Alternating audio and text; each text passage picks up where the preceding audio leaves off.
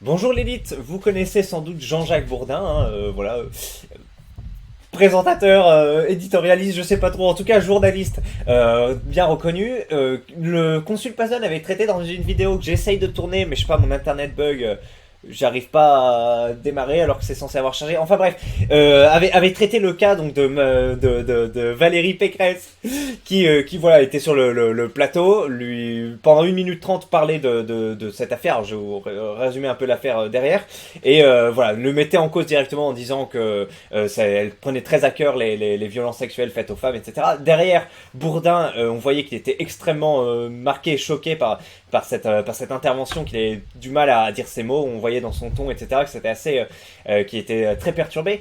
Et on apprend ce matin qu'il a été écarté temporairement de RMC et BFM TV. C'est-à-dire que, à l'ère de MeToo, on a une femme voilà, qui parle d'agression sexuelle il y a plusieurs années. La justice n'a pas encore établi la véracité des faits, mais dans le doute, on va quand même l'écarter. Donc apparemment, un simple témoignage a suffi à ce que déjà l'opprobre lui soit jeté dessus publiquement, et qu'en plus, il soit lui-même écarté. Donc on va un peu lire les réactions du forum, et on va lire aussi cet article du Huffington Post au cancer. Donc moi je vous propose un petit générique avant ça, c'est parti.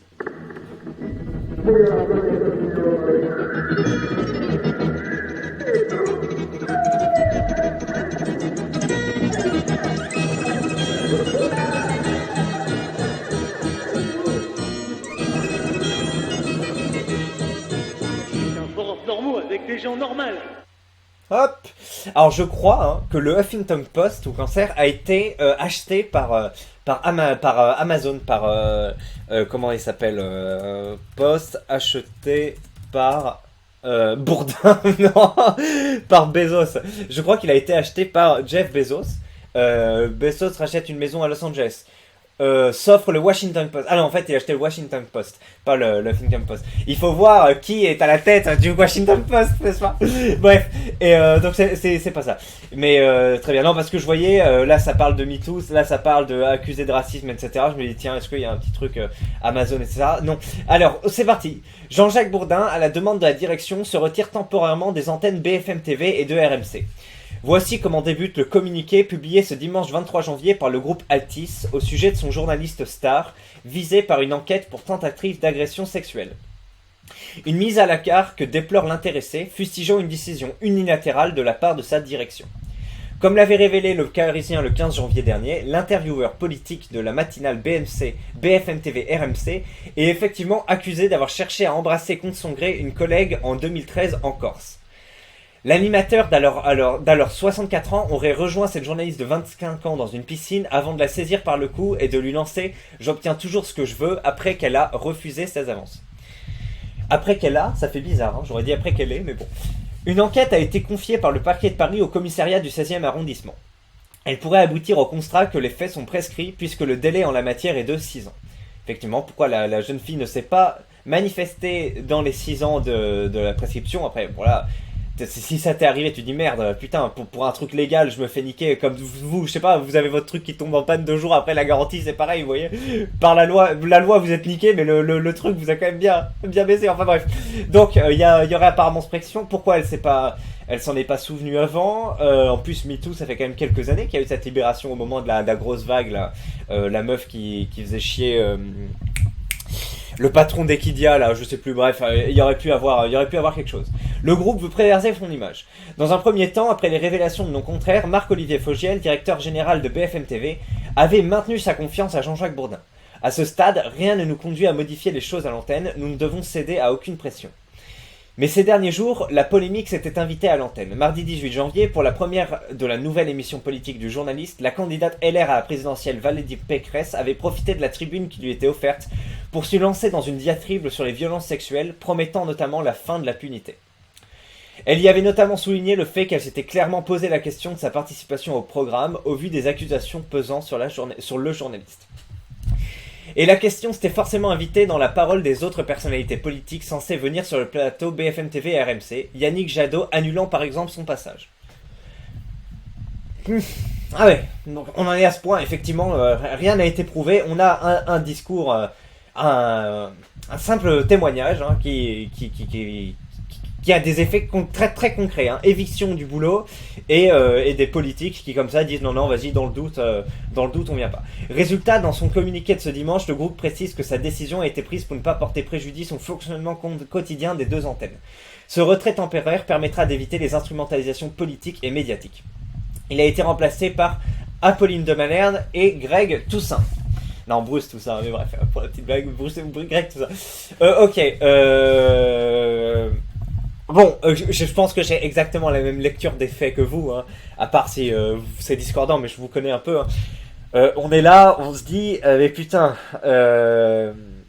déjà, effectivement, ce type d'agression, bon, c'est un peu grave, hein, effectivement, la personne jouit de son autorité, vient, il y a un contact physique par la nuque, en mode j'obtiens toujours ce que je veux. Il y a effectivement quelque chose qui devrait être interdit, hein. Effectivement, si ça arrive et que c'est vrai et que ça arrive dans un délai où il n'y a pas de prescription, alors après, bon, moi je m'en branle un peu de la prescription dans ce cas-là. Si on arrive à prouver qu'il y a des images ou autre, après, va trouver la chose. Puis, bah, c'est difficile de prouver ça, et puis ça peut arriver sans que ce soit prouvable. Donc ça, c'est un petit problème, mais pour moi, si c'est prouvé, même hors délai de prescription, effectivement, il y a un problème. Et la justice, à un moment, bon, c'est beau la prescription, mais je vois pas trop à quoi ça sert. Mais bon, il y a un sujet à ce niveau-là, et je suis pour les mises au banc médiatiques pour des faits qui, même s'ils sont prescrits. Vous voyez, peut-être pas justice, mais au moins mise au banc médiatique pour des faits qui sont prescrits si c'est avéré. Si c'est pas avéré, il y a le doute, et c'est problématique. Donc, que faire de ce doute? Mais en tout cas, là où il y a l'enquête qui est pas encore terminée, et on vient d'annoncer, je trouve que c'est de la récupération politique de base de Valérie Pécresse et de Yannick Jadot d'annuler leur tribune. Après, pour eux, faut savoir que c'est à double tranchant, hein, parce que c'est vraiment une très grosse tribune, ce truc-là, et de pas y aller, c'est à la fois du signalement de vertu en mode ok, bon, moi je vais pas donner, je crois directement la parole des meufs, parce que tu vas voir sur Twitter ou autre, les meufs sont dingues, enfin, c'est souvent elles qui parlent d'agression sexuelle, etc. Elles sont dingues qu'on remette la parole en cause, etc., qu'on attende présomption d'innocence, etc., ça les rend folles. Donc les mecs, je pense, vont un peu dans le sens du wokisme, et vont dans ce sens-là, et disent du coup, je préfère condamner sans savoir, je préfère condamner un innocent que de possiblement de faire des louanges, enfin bref, à un potentiel coupable. Vous voyez, il y a cette position là qui peut être compréhensible pour des comment ça s'appelle, des politiques dont c'est le fonds de commerce, hein. Voilà, on sait que comment ça s'appelle, Valérie Pécresse qui voilà, en tant que femme veut un peu faire ça, voilà, femme analysée, etc. Donc il y a un côté violence sexuelle, ça le prend à cœur. Et puis après, on connaît un peu le parti des écolos, ils sont un peu axés justice sociale, etc. Donc pareil, ça les prend à cœur, ils veulent un peu souffler sur la vague. Donc déjà, pour moi, c'est regrettable, on comprend qu'ils le fassent, mais c'est regrettable. Et d'un autre côté, il y a les décisions des entreprises qui, comme d'habitude, soufflent aussi dans le sens du wokisme et participent à l'accélération du processus ambiant. Et pareil, que la société ait peur des réponses de cette forme de néo-féminisme ou de wokisme ou je sais pas quoi, et du coup le retire, enfin voilà, le mettre au banc, c'est un problème parce que ça peut toucher des nantis comme Jean-Jacques Bourdin. Bon, Jean-Jacques Bourdin, ça me dérange pas qu'à son âge il soit écarté des antennes pour ce type de truc. La personne a déjà un cadre de vie très très très très agréable, il a beaucoup d'argent, bon voilà, vie publique, etc. Il a du pouvoir. Ça me dérange pas que lui se fasse taper sur les doigts, mais ce truc-là peut toucher n'importe qui, il peut toucher un ouvrier de base ou autre, et voilà, après, comment dire, si on commence à admettre que des grandes entreprises comme RMC, etc., mettent au banc sur une simple accusation, ben, il y a plus de sociétés qui se tiennent, parce que à tous les postes, à tous les endroits, on peut se faire niquer. Bon, après eux, c'est au côté exposition médiatique, etc., mais c'est le pas dans la porte, vous voyez, c'est le pas dans la porte, ce qui fait qu'après, n'importe qui peut être niqué en public pour des accusations qui n'ont pas encore été prouvées. Donc pour moi, c'est vraiment un vent qui souffle dans le mauvais sens. C'est bien de libérer la parole, c'est bien d'en parler, de faire des articles, etc. Mais de prendre ce genre de décision et d'émettre comme Pécresse l'a fait, moi je trouvais ça bien. Après, Jean-Jacques était vraiment très, très problématique, mais ce que Pécresse, elle est venue, elle a dit attention, dans le doute, j'ai hésité à venir, mais voilà. Et enfin voilà, normalement ça devrait être ça la bonne décision pour moi. Dans le doute, voilà, tu le mets face à son truc, tu dis attention, voilà, je suis au courant. Et on verra, tu vois. C'est pas juste se parer un peu de vertu, non. C'est vraiment, pour moi, c'est la bonne décision. C'est de dire, on n'a pas encore de preuves. Et on est dans une société où, normalement, on condamne pas avant d'avoir fait la lumière sur les affaires. En plus, quand ça date de 9 ans, etc., il y a toujours une petite problématique. Donc bref, il y a ça. Donc j'imagine que vous pensez comme moi, hein. Et après, il doit y avoir, parce qu'en plus, c'est plutôt des femmes, je pense, qui vont pousser l'inverse, qui vont être en pro, pas de présomption d'innocence, faut libérer la parole. Mais comment, si on commence à... Elles disent ça, mais si on commence à juger les femmes et à pas les croire quand on dit qu'elles mettent en cause des personnes connues, comment on va les faire... Comment elles vont croire qu'après, on les croit jamais, et elles vont pas prendre la parole. Oui, mais là, vous voyez bien que c'est l'inverse qui est en train de se produire. Donc, il y a un sujet, et vous voyez bien que la société va plus dans le sens de il faut libérer la parole, il faut faire ça, que dans le sens de attention, il y aura des pressions, etc. Enfin, du moins, moi, de ce que j'ai l'impression depuis quelques années, c'est le cas. Avant, la question se posait, avant 2016, maintenant, c'est plus du tout le cas. Donc, ce discours a plus trop sa place pour moi. Et donc, voilà, c'est ce que je pense de l'affaire. Et on va voir, je pense que c'est ce que les Ray ont aussi comme analyse. C'est parti. Fin de partie pour Didier Raoult. Bon, je sais pas ce que c'est. Il a été reconnu ou coupable ou pas? J'ai pas suivi l'affaire. Bah non, du coup, on vient de lire le truc, non, hein, c'est pas coupable. J'ai juste vu des politiciens se jeter dessus et sortir leurs tirades les plus hypocrites, c'est ça. Bien fait pour lui, ils ont voulu cette société du MeToo délirant, hystérique et excessif en pensant qu'ils étaient au-dessus de la plèbe et n'en subiront jamais les conséquences, ils l'ont eu. Quand j'ai dit que Bourdin, vous avez vu que moi aussi je dis que c'est pas bien qu'il soit mis à l'éviction, etc. Mais ce que je veux dire, c'est qu'il a quand même un matelas derrière. C'est pas comme s'il était jeté à la rue du jour au lendemain et que il perd tout, il a des crédits. Enfin peut-être qu'il a des crédits, mais c'est de sa faute. Il a déjà assez d'argent. On va voir, salaire Jean-Jacques Bourdin. Le mec, ça fait plusieurs années qu'il est là. Je veux dire, voilà, c'est pas comme s'il était jeté de la rue. Alors c'est quitter RMC, quel salaire? Qui fait semblant de vivre comme les pauvres, je gagne 5000 euros, non j'en sais rien, mais bref, non, mais il doit quand même gagner un bon salaire avec son exposition, donc c'est pour ça que je dis, c'est pas trop grave, c'est grave qu'il se fasse jeter, etc., et c'est grave parce que c'est dans le vent dans lequel ça souffle et que ça peut toucher n'importe qui, mais pour lui, il rebondira, et puis je sais pas combien de temps va durer l'affaire autre, donc c'est chiant, mais c'est pas gravissime, ce que je disais. Mais par contre, ça aurait été gravissime dans le cas d'un employé de base ou autre, enfin voilà. Après, je pense que si t'es viré comme ça, alors que tu n'es pas comment dire, que c'est pas prouvé, je pense que l'État ou l'entreprise doit te payer des trucs, vous voyez. Après, je suis toujours étonné dans les médias, ils peuvent prendre des décisions comme ça, mettre fin à des contrats super rapidement. Les gens sont pas au CDI, j'ai l'impression que c'est des trucs renouvelés, je sais pas. Ça fait plusieurs fois que je vois des mecs comme Bourdin ou autres, hop, on les arrête, alors que normalement, je sais pas, t'as ton boulot, tu peux pas changer comme ça, donc il doit y avoir des dérogations spéciales. Triste, je voulais quand même voir ce que donnait Bourdin avec sa nouvelle émission, une émission politique. Ouais, alors moi, non, je m'y intéresse pas. Je m'intéresse pas à toute cette campagne, mais je comprends qu'il y ait des gens qui s'y intéressent. Pour une tentative parce que c'est vrai que cette grosse tribune, là, l'émission politique ou je sais plus quoi, c'était pas mal quoi. T'as des Français qui venaient, tu sais genre un mec qui importe du cuir de l'international qui vient confronter Marine Le Pen sur son protectionnisme et tout. C'est assez intéressant. T'avais plein de cas des immigrés ou autres. Enfin, c'était pas mal. Alors je sais pas ce que ça redonnait dans sa nouvelle émission, si c'était que lui qui était là. En général, j'aimais bien. Ça s'appelait Face à la France, non cette émission. Il y a 5 ans ou voire plus. Moi c'était pas mal, mais bon maintenant j'ai plus trop le temps de m'intéresser à ça. Pour une tentative d'agression, un bisou dans une piscine. Alors ouais, bisou avec quand même une petite tentative de comment dire.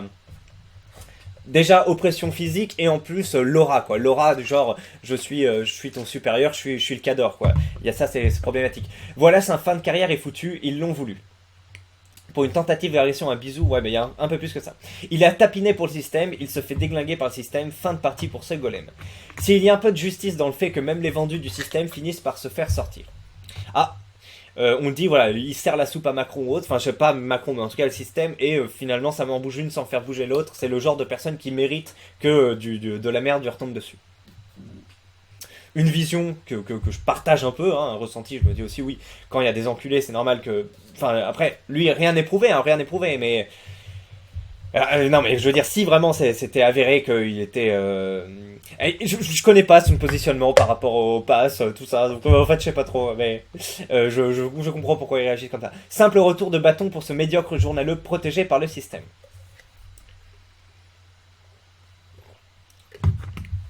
C'est surtout une fin inéluctable. Tu œuvres au projet et tu es exclu du projet une fois que celui-ci finit. La base de la base. Bon débarras. Je peux pas l'encadrer celui-là. Ce malade mental qui laisse pas les gens parler quand il les interroge. Un vrai cinglé, nous dit.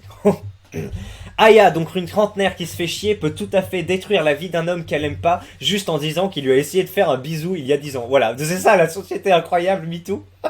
C'est exactement ça.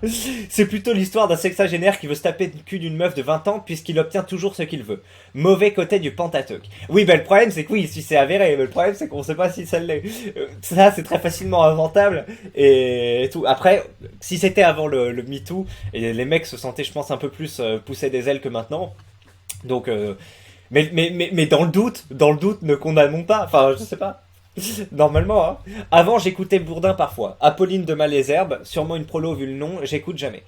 Mais les féministes seront toujours heureuses d'avoir viré un mec qui vient des classes moyennes pour le remplacer par une bourgeoise. C'est pas Marion Charpentier ou Charbonnier qui a remplacé Bourdin.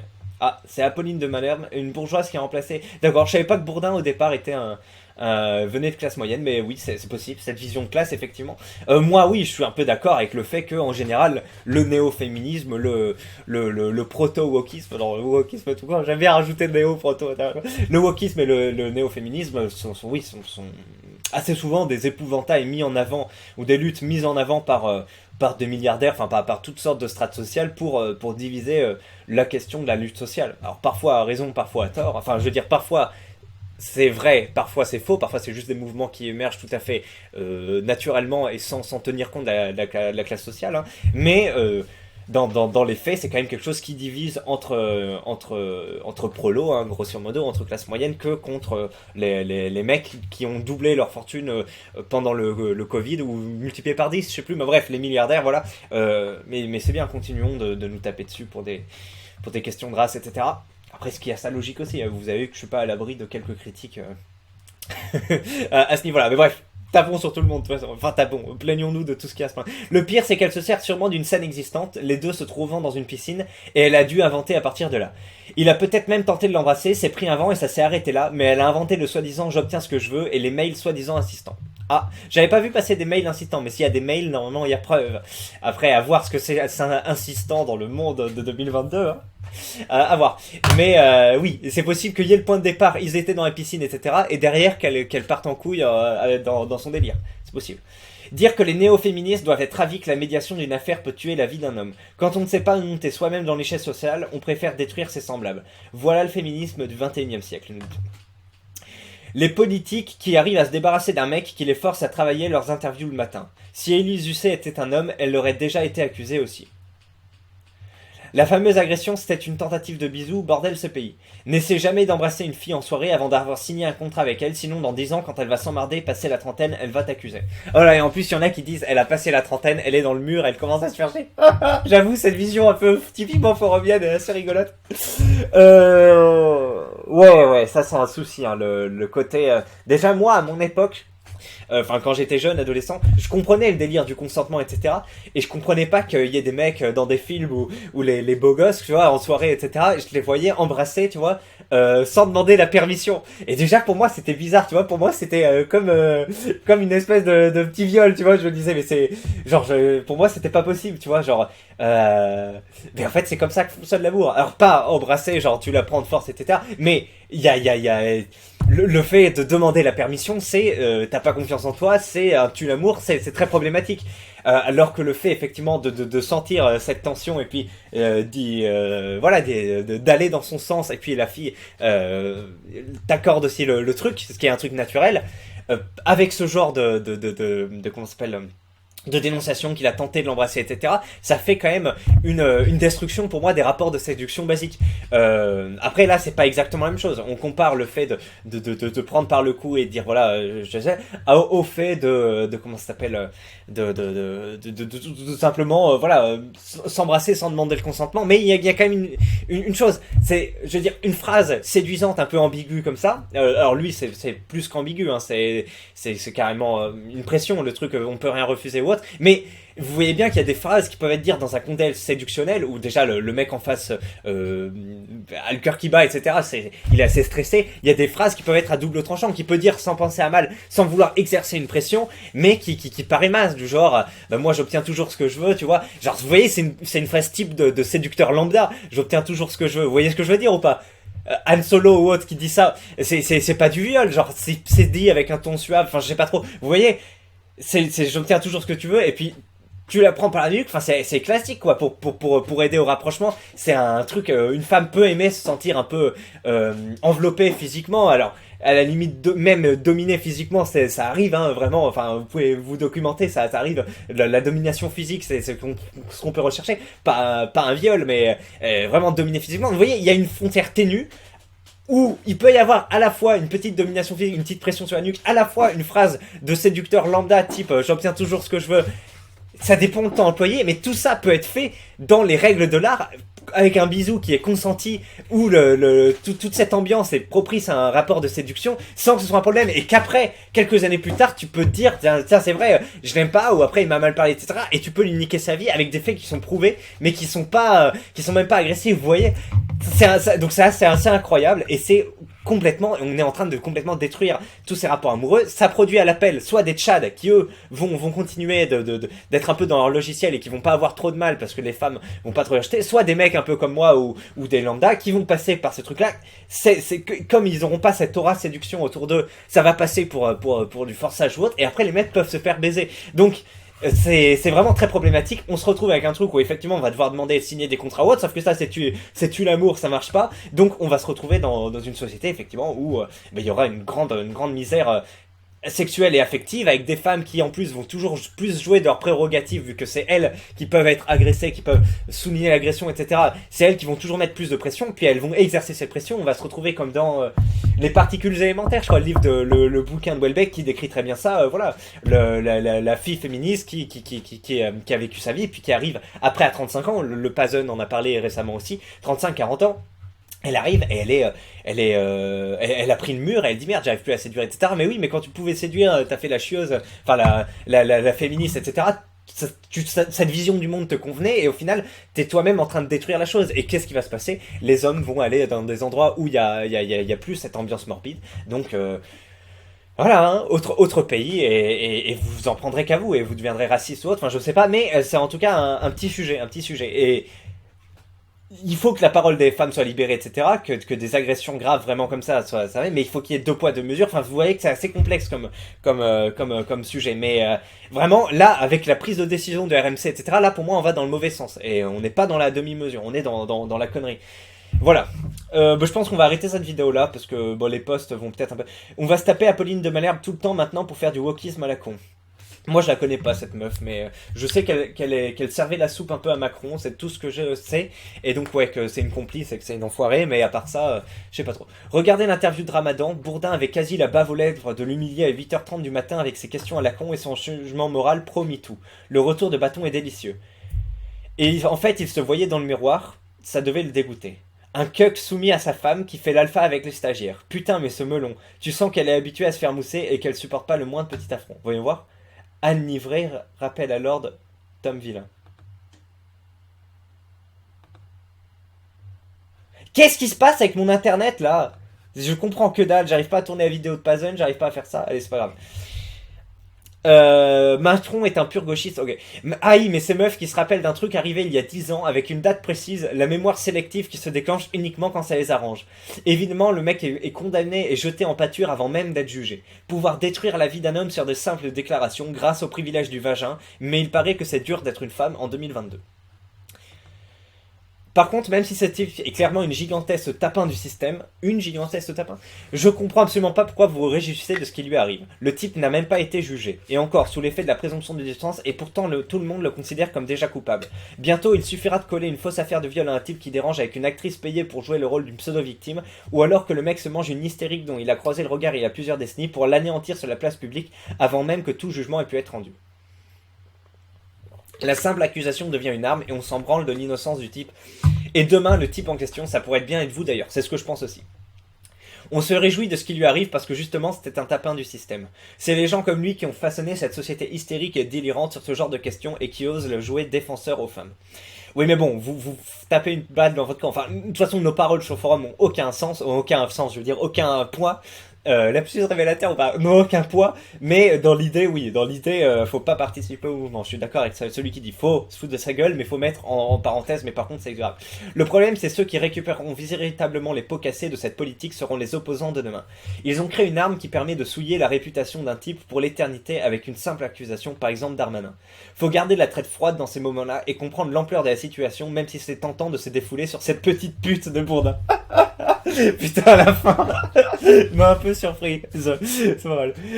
Elle a surtout attendu d'avoir quitté BFM et d'être autonome financièrement en étant sur France 3. Ah, la petite trentenaire, apparemment, elle a pas voulu faire de conflit d'intérêts. Après, ça se comprend, elle voulait pas se mettre en cause quand elle était dans la même boîte, etc. Elle a attendu d'être à l'abri pour porter plainte. Après, ouais, elle était carriériste, quoi. Elle avait pas envie de. Elle a été carriériste, mais normalement, si c'est une agression qui lui tenait à cœur, ben, je sais pas, elle va voir la police ou autre. Et bon, après, non, parce qu'elle avait peur, du coup, que RMC, il la licencie ou qu'elle soit mal vue parce qu'elle défonçait la star. C'est possible. Après, ça, c'est compréhensible, hein, qu'elle ait attendu d'être mise à l'abri. Après, elle aurait pu faire des efforts, ça lui tenait vraiment à cœur pour changer de boulot plus tôt. Enfin, changer de boulot. Ouais, mais tu vas pas changer de boulot plus tôt. Il y a quand même un sujet. Il y a quand même un sujet. Il y a quand même un sujet au fait qu'elle ait attendu longtemps, etc. Après, euh, ouais, on ne peut pas exiger qu'elle parte avant, parce que elle va sacrifier son poste, sa carrière. On sait pas, hein, si elle va sacrifier son truc pour des choses qui. Ouais, puis en plus elle disait mais c'est pas prouvable. Donc moi je vais être chez RMC, je vais faire ça, c'est pas prouvable. Je vais être baisé et après je vais être viré. Donc et après si elle veut rentrer autre part, vous voyez ça faut pas oublier aussi. Hein. Et, les autres boîtes, France 3 ou 8, vont se dire merde, elle a été virée parce qu'elle a dit un truc de Bourdin, tu vois. Et si c'est des mecs, tu vois, les pontes qui eux-mêmes sont des gravelards, des mecs libidineux, vous voyez, qui font ce genre de truc, qui se disent bah non, on va pas la recruter, c'est une chieuse, c'est ce qu'on peut penser. Ben je vais pas la prendre. La meuf, elle va se dire merde, j'ai porté plainte pour un truc qui est pas prouvé, je me suis fait sortir, je retrouve plus de boulot, vous voyez. Et donc on a besoin d'une libération de la parole et c'est pour ça. Donc, c'est vrai que c'est très complexe comme truc. On peut pas trop la juger sur le fait qu'elle ait attendu d'être sortie, etc. Après, si vraiment ça lui tenait à cœur et qu'elle pouvait pas être voilà, dans la même boîte qu'un mec qui a fait un truc sexuel, etc., tant bien même elle avait peur qu'il y ait des pressions autres, elle aurait dû changer avant, et une fois qu'elle avait changé en vitesse, porter plainte vite. Mais c'est pas non plus... je suis d'accord. Mais vous voyez qu'il y a un extrême comme un autre. Ouais, allez, continuons. Les pourritures qui nous dirigent, qui sont plus occupés à se pourrir la gueule comme des racailles que de s'inquiéter du bien-être français. Aussi. Pouvez-vous me décrire précisément votre direction? Je sais pas, c'est flou, ça remonte à très longtemps, vous savez. Ah, c'était quand à peu près? Le 14 mai 2004 à 14h58, je portais une robe rouge, des chaussures blanches, mon agresseur était habillé, etc. Je comprends pas trop où tu veux en venir. Parce qu'elle a bien décrit les faits. Les tentatives d'agression sexuelle, c'est la mode en ce moment. Ça me fout la gerbe, le mec est peut-être innocent, mais on lui chie dessus gratuitement sans attendre le résultat de l'enquête. Plus 100 000 exact. Encore une fois, la présomption d'innocence, une nouvelle fois bafouée. Perso, je me pose la question. Si Jean-Jacques Bourdin avait été un BG Tchad 8 sur 10 et qu'il y aurait eu les mêmes présumés faits d'ambassade française, est-ce que la plaignante aurait porté plainte? Bientôt les élections, il faut écarter ceux qui ne suivent pas assez. Car oui, malgré que ce soit un gros soumis au pouvoir, Bourdin est encore trop désinvolte dans ses interviews. Il ne faut que des Ruth Elkrieff ou des Apolline de Malherbe. Il vient bientôt tapiner à Sud Radio, nous dit-on. C'est possible. Oh, allez, ben c'est terminé. C'est terminé pour cette vidéo.